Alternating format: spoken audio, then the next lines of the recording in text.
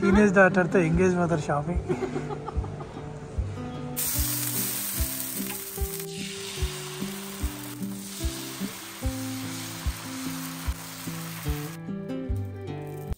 What did you ask?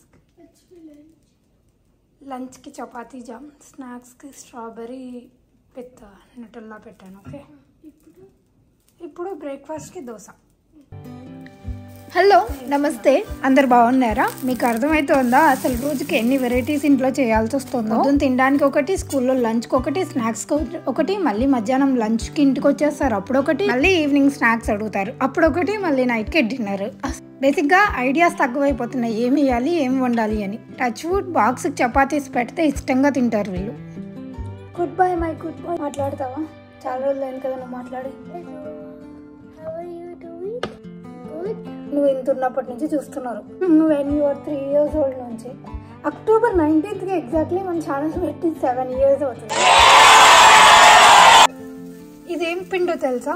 అసలు మీరు guess కూడా చేయలేరు. వాటితో నేను దోశలు ఫస్ట్ టైం ట్రై చేస్తున్నాను. ఇది అసలు ఒక అనుకోని ఎక్స్పెరిమెంట్. దోశ వస్తుందో రాదో కూడా తెలియదు నాకు, బట్ ట్రై చేద్దామని జస్ట్ అలా పోసాను. జస్ట్ ఒకే ఇంగ్రీడియంట్ తెలుసా దీనికి. టేస్ట్ ఎలా ఉంటుందో అంటూ టేస్ట్ చేసి చెప్పాలి. అభి అయితే స్కూల్కి వెళ్ళిపోయాడు. అవికి చాలా త్వరగా వెళ్ళిపోతాడు కాబట్టి వాడున్న టైంలో పొద్దున్నే షూట్ చేయడం కూడా చాలా ఇబ్బంది అయిపోతుంది. బట్ పండు స్కూల్కి వెళ్ళే టైంకి కొంచెం ఫ్రీగా ఉంటాను నేను. అందుకే అభికేమో చపాతీ జామ్ పెట్టి పంపించాను. తర్వాత పండుకి బెండకాయలు నైట్ కట్ చేసుకోవడం మర్చిపోయాను. అందుకే తన టైంకి అంతా కట్ చేసుకొని చపాతీ, బెండకాయ ఫ్రై అండ్ స్ట్రాబెరీస్ విత్ నటల్లా చేసి పంపించాను. అభి ఈవినింగ్ వచ్చి ఆఫ్టర్నూన్ వచ్చి తింటాడు.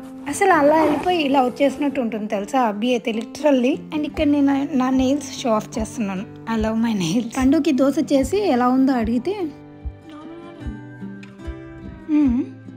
బాగుందా? యావరేజ్గా అయితే ఇవే ఇస్తా. నేను బ్రష్ చేసుకోలే. ఇది నా పిండి. నాకొద్దు, నేను బ్రష్ చేసుకున్నాను. ఇప్పుడు టేస్ట్ చేసి చెప్తాను, బాగుందంటే నేను మీకు రెసిపీ. ఇంతకీ అదేం పిండి అంటే మోత్ బీన్స్ అని ఉంటాయి కదా, కొంచెం పెసలు లాగానే ఉంటాయి. ఒకరోజు మా ఆయన్ని గ్రాసరీ స్టోర్కి వెళ్ళినప్పుడు పెసలు తీసుకురా అంటే బై మిస్టేక్ ఇవి తీసుకొని వచ్చారు. అవి ఏంటో నేను ఫస్ట్ టైం చూసాను, వెరైటీగా ఉన్నాయి అని చెప్పేసి. సో అది దాంతో స్ప్రౌట్స్ చేసుకుందామని నానబెట్టి 2 days అలానే మర్చిపోలేదు, టైం కుదరక చేయలేదు. సరే ఇంకా ఏం బాగుంటుంది, కానీ అవి స్ప్రౌట్స్ అవ్వట్లేదు ఎంతైనా వాటర్లో పెట్టినా కూడా. అందుకని ఇంకా నేను మిక్సీకి వేసేసి దాన్ని అలా దోసపిండి లాగా చేశాను అంతే. అది టేస్ట్ బాగుందా అంటే ఓకేగా ఉంది, సూపర్గా ఏం లేదు. బట్ హెల్తీగా తినాలి అనుకునే వాళ్ళ కోసం చట్నీతో కలిపి తినేస్తే బాగుంటుంది. ఇంట్లో పిల్లలు లేరు, మా ఆయన ఆఫీస్కి వెళ్ళారు. ఇంకా నాకు అస్సలు నచ్చని పని ఏంటి అంటే బట్టలు మడతేయడము. ఎవరు లేనప్పుడు ఏం చేయాలో అర్థం కాక ఈ పని పెట్టుకుంటాను. నాకొక్కటే ఎలా అనిపిస్తుందో మీకు కూడా ఎలా అనిపిస్తుందో తెలియదు, కానీ నాకు ఇంట్లో ఎవరు లేరు అంటే ఇంకా ఎక్కువ క్లీనింగ్ చేయాలనే మూడ్ వచ్చేస్తుంది. లైక్ ఇంటికి అందరు వచ్చేసరికి ఇల్లు నీట్గా ఉంటే అదొక హ్యాపీనెస్. అండ్ ఈరోజు నేను మీ అందరితో ఒకటి మాట్లాడాలనుకున్నాను. అదేంటి అంటే నా ప్రీవియస్ వీడియోకి ఒక కామెంట్ వచ్చింది. ఏంటంటే మీరు కెనడా వెళ్ళారు కదా మనతో, అక్కడే సెటిల్ అయ్యారు కదా, అయితే అక్కడ కెనడాలో 90K శాలరీతో, ఇయర్లీ 90K శాలరీతో కెనడాలో మంచిగా ఉండొచ్చా అని. దీనికి ఆన్సర్ ఏంటి అంటే అడ్జస్ట్ అవ్వగలిగితే ఉండొచ్చు, but as a family of 4 మేము ఉండగలమా అంటే మాకు కొంచెం కష్టమే అవుతుంది.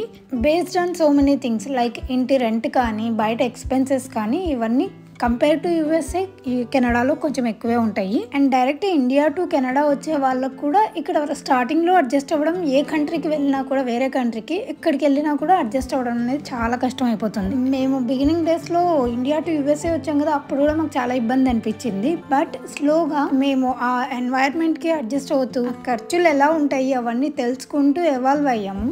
స్టార్టింగ్లో అయితే మేము ప్రతిదీ కంపేర్ చేసుకుంటాం. ఇండియా టు యూఎస్టీ కన్వర్ట్ చేసుకుంటాం, ఇండియా టు క్యాడ్ కన్వర్ట్ చేసుకుంటాం. కాబట్టి అప్పుడు అసలు ₹1 $1 ఖర్చు పెట్టాలన్నా అమ్మో ఇంత పెట్టాలా అనే ఫీలింగ్ వస్తుండే. ఎప్పుడంటే 13 years back.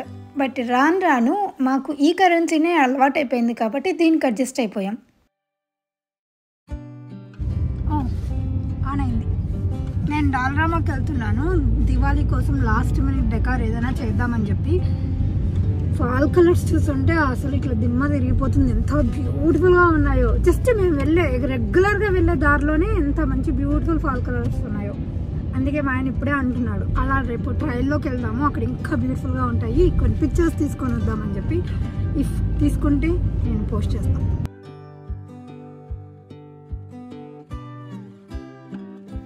Back to the topic. కెనడాలో 90Kతో అడ్జస్ట్ అవ్వచ్చా అంటే అయ్యే వాళ్ళు అవ్వచ్చు. ఒక ఫుల్ ఫ్యామిలీ లైక్ 2 పిల్లలు 2 పెద్దవాళ్ళు ఉండే ఫ్యామిలీస్ అయితే కొంచెం కష్టమే అవుతుంది. ఎవ్రీడే మేము తిరిగే రూట్ ఇలా ఉంటే రోజు తిరగాలనిపిస్తుంది.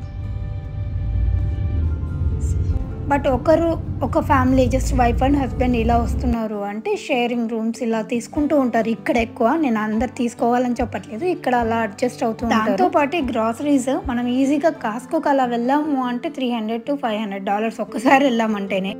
ఆ తర్వాత ఇంకా Walmart, Indian grocery stores, clothing ఇలా ఏవేవో ఖర్చులు అయితే ఉండనే ఉంటాయి కదా. సో అవన్నీ కవర్ చేసి నేను స్పెసిఫిక్గా ఒక ఫ్యామిలీకి సరిపోతుందా లేదా ఈ శాలరీ అంటే మాత్రం నేను కరెక్ట్గా చెప్పలేను. కానీ మా ఫ్యామిలీకి అయితే కొంచెం కష్టమే అవుతుంది. మేము ప్రజెంట్ కట్టే హౌస్ రెంటే $2,690 విచ్ ఇస్ అప్రాక్సిమేట్లీ $1,70,000. అలా కంపేర్ చేయకూడదు కానీ చేస్తే అంత అవుతుంది. ఇదంతా జస్ట్ మా అపార్ట్మెంట్ ముందే. ఎంత బాగుంది కదా చూడండి. ఇదంతా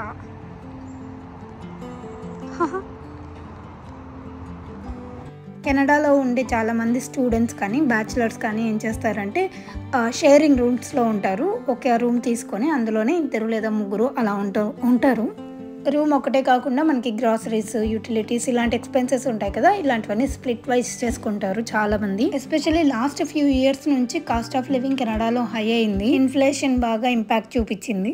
వీటన్నిటిని చెప్పే ముందు మీరు ఏ ప్రొవిన్స్లో ఉంటున్నారు అనేది కూడా matters. For example compare to Toronto చాలా అదర్ సిటీస్లో కానీ ప్రొవిన్స్లో కానీ కాస్ట్ ఆఫ్ లివింగ్ చాలా తక్కువ ఉంటుంది. సో ఆ ఫ్యాక్టర్ కూడా మనం గుర్తుపెట్టుకోవాలి. టోటల్ కెనడా అంతా కాస్ట్ ఆఫ్ లివింగ్ ఎక్కువ కదా అంటే దానికి యూనివర్సల్ ఆన్సర్ ఏం లేదండి. ఇక్కడ ఇంకా హౌసింగ్ కాస్ట్ గురించి ఎంత తక్కువ మాట్లాడుకుంటే అంత మంచిది అనుకుంటాం మనం. అసలు లిటరలీ ఒక మంచి హౌస్ తీసుకోవాలనుకుంటే $1 million పెట్టకుంటే అసలు రానే రాదు. $1 million అంటే ఇంకా తక్కువ, మేబీ బేసిక్ హౌస్ రావచ్చు అనుకుంటా. అలా ఆకాశానికి వెళ్ళిపోతున్నాయి రేట్లన్నీ. అన్నిటికంటే ఇంకొక మెయిన్ థింగ్ ఏంటి అంటే ట్యాక్సులు. కెనడాలో ట్యాక్సులు విపరీతంగా కట్టాల్సి ఉంటుంది.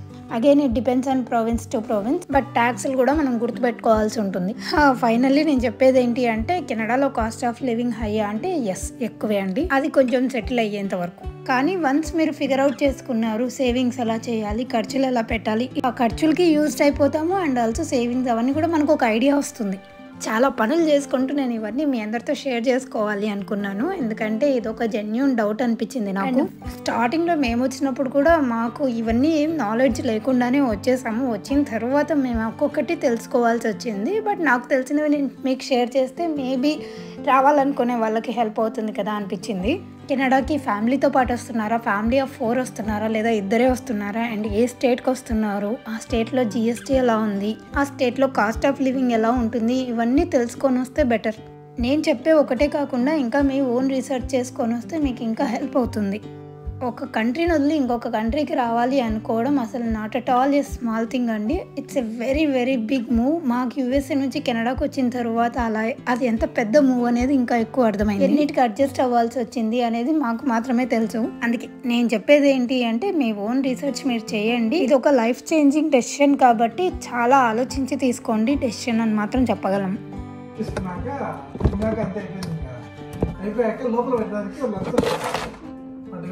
ఏంటి స్పూన్ తీసుకుని స్పూన్ నోట్లో వేసుకుని దాంట్లో ఫ్యామిలీ రాజపూత తెచ్చుకున్నా కానీ సాంబార్కి అట్లా వాడచ్చు. ఖాళీ డబ్బలు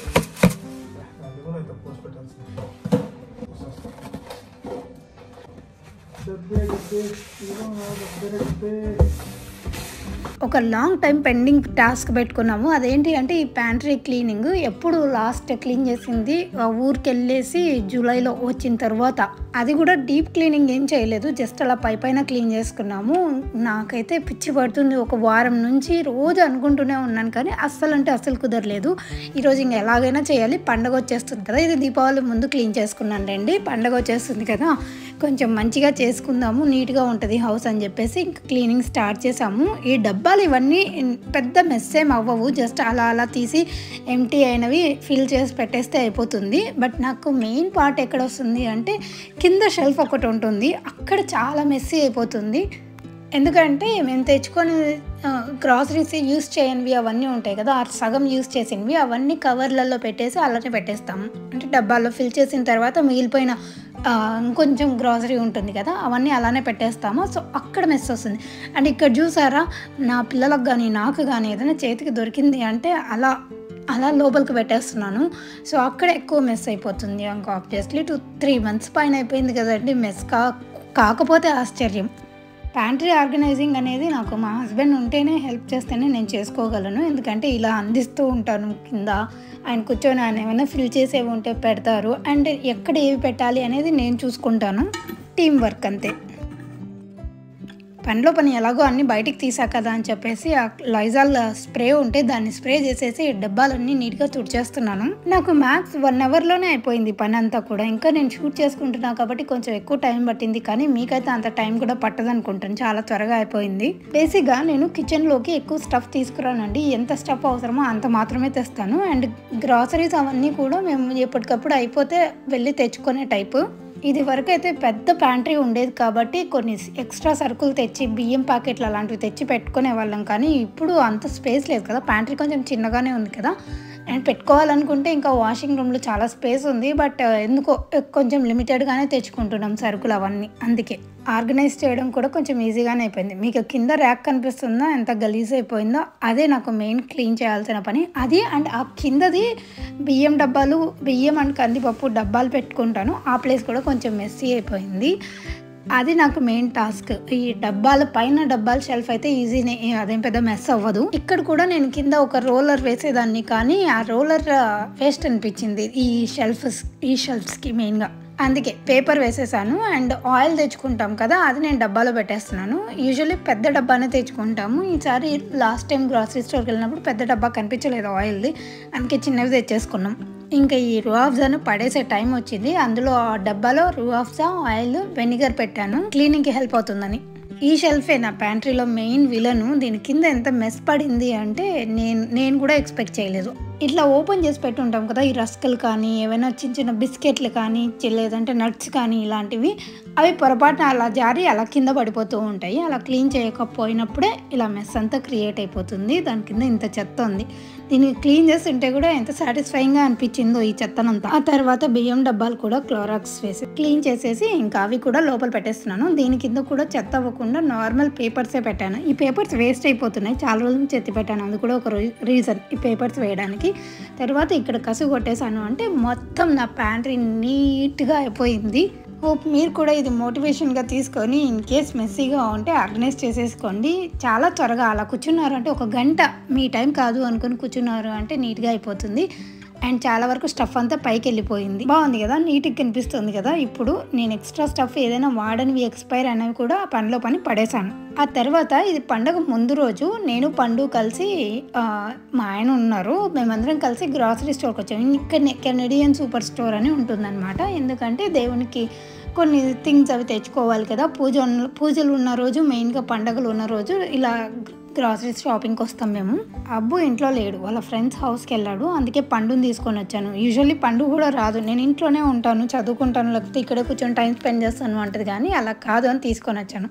తీసుకొని వచ్చిన తర్వాత నేను ఎంత హ్యాపీగా ఫీల్ అయ్యాను, మేమిద్దరం ఎంత మంచి టైం స్పెండ్ చేసాము. యూజువల్లీ ఇది తీసుకురండి అది తీసుకురండి అని కూడా మాతో చెప్పదండి, మేము ఎక్కడికైనా బయటకు వెళ్తున్నా కూడా. ఈరోజు తన్ని తీసుకొని వచ్చేసరికి తనకి ఏమేం కావాలో అన్నీ తనే సెలెక్ట్ చేసుకుంది. అలా గుర్తొచ్చేస్తున్నాయి, నేను ఇది చేసుకోవాలనుకున్నాను, నేను ఇది తినాలనుకుంటున్నాను అని చెప్పి తనకు నచ్చినవన్నీ తీసుకున్నా. ఇద్దరికే కదా ఇంట్లోకి, తీసుకో పెద్దగా తీసుకో, కింద నచ్చినవి ఏదన్నా.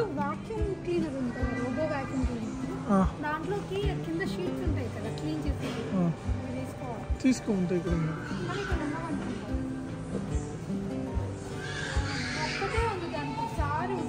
అవును, లేదా ఆన్లైన్లో ఆర్డర్ పెట్టాలి. అది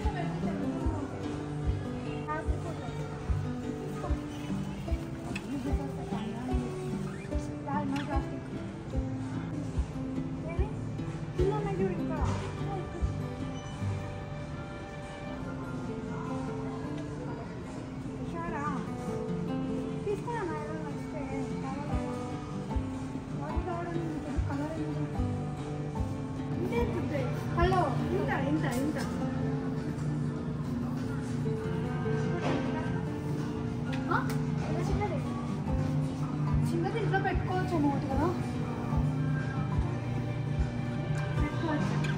ఐస్ క్రీమ్ కోసం ఇక్కడ యుద్ధాలు జరుగుతున్నాయి. పండు ఆల్రెడీ టెంప్ట్ అయిపోయింది, నేను కూడా ఆల్మోస్ట్ టెంప్ట్ అయిపోయాను. కానీ లాస్ట్కి వద్దు అని పక్కకు వచ్చేసి పండుని లాక్కొని వెళ్ళిపోయాను. ఇవన్నీ స్లో పాయిజన్ అండి బాబు. ఈ ఐస్ క్రీమ్స్ నేను అసలు ఇంట్లో పెట్టను. ఎందుకంటే అయినో అవి ఉంటే నేను ఖచ్చితంగా తినాలనిపిస్తుంది. అదొక అడిక్షన్ లాగా ఉంటుంది నాకు. అది అయిపోయేంత వరకు నిద్ర పట్టదు. ఎందుకు వచ్చిన గోల అది అసలు ఇంట్లోనే లేకుంటే దాని గురించి పట్టించుకోము. ఆ సైడ్ కూడా మనకు మైండ్ వెళ్ళదు కదా అనిపిస్తుంది. నాకు మరీ ఎక్కువ ఎప్పుడైనా తినాలి అనిపిస్తే నేను స్టోర్కి వెళ్ళి చాకో బార్స్ ఉంటాయి కదా, అవి తెచ్చుకొని అప్పటికప్పుడు ఒకటి తినేస్తాను, అయిపోతుంది. పిల్లలు కూడా అంతే, అప్పటికప్పుడు తినేస్తారు, అయిపోతుంది. కానీ ఇంట్లో స్టోర్ చేసుకొని పెట్టుకోవాలంటే నాకు చాలా బాధ. హోప్ మీ అందరికీ ఈ వ్లాగ్ నచ్చింది అనుకుంటున్నాను. నచ్చినట్టయితే లైక్ చేయడం మర్చిపోకండి.